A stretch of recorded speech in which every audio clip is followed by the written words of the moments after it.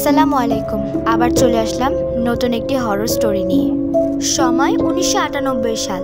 এক ইঞ্জিনিয়ার নাম অরিন্দম বসু সরকারি কাজে একটা পুরনো বাংলোতে থাকতেন।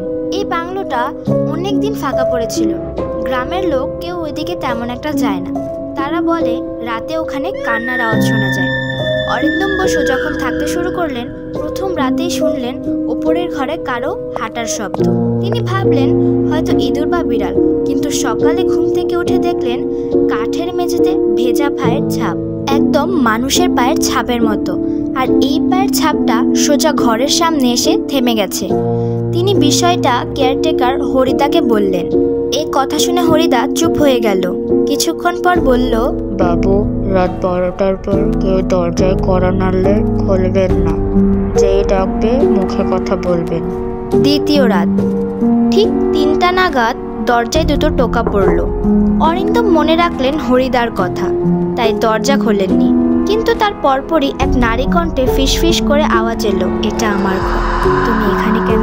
পরের দিন সকালবেলা হরিদাকে আর খুঁজে পাওয়া গেল না। বাংলোর বাইরে শুধু পড়েছিল তার সাইকেলটি। তৃতীয় রাত অরিন্দম ঠিক করলেন চলে যাবেন, কিন্তু সকাল পর্যন্ত বাস নেই।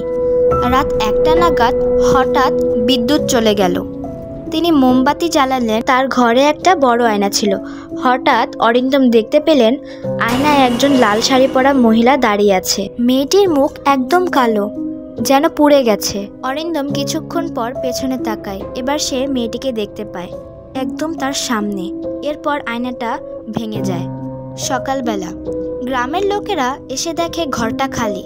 বিছানায় শুধু অরিন্দমের ঘড়ি আর কাগজপত্র, আর দেয়ালে একটা লেখা ছিল, এটা আমার ঘর, এখানে কেউ আসবে না।